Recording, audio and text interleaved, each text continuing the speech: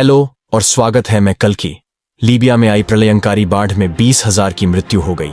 बाढ़ की सुनामी रविवार 10 और 11 सितंबर को बंदरगाह शहर डरना के माध्यम से 2 बांधों के टूटने के बाद जोहान वुड के पास यह रिपोर्ट है। मानवतावादी का पैमाना।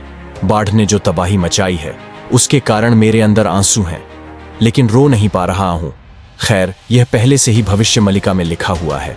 एक किताब जो प्रसिद्ध संत अच्युतानंद दास जी द्वारा लिखी गई सभी भविष्य की गतिविधियों की भविष्यवाणी करती है। यह स्पष्ट है कि यह कोई प्राकृतिक आपदा नहीं है, बल्कि यह कलयुग के अंत में विनाश का एक ट्रेलर मात्र है। शहर से 10 किलोमीटर दूर ऊपरी हिस्से में लगभग 1.5 मिलियन क्यूबिक मीटर पानी की क्षमता थी। जब वह फट गया तो लगभग 1.5 मिलियन टन वजन वाला पानी समुद्र में बह गया।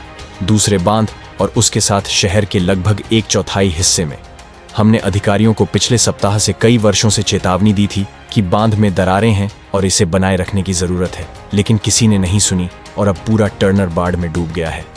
दोष अनिवार्य रूप से उन राजनेताओं और सरदारों पर पड़ेगा जिन्होंने तानाशाह मुअम्मर गद्दाफी के पतन के बाद से इस देश को चलाने की कोशिश की और असफल रहे।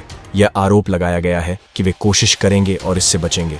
यह एक बहुत बड़ा झटका है और मैं किसी पर दोष मढ़ना या विवाद पैदा नहीं करना चाहता, भले ही सब कुछ हो।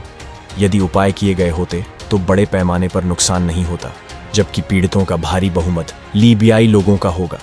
अन्य लोग आपदा में फंस गए। एक ही शहर के 74 मिस्रवासी समुद्र में बह गए।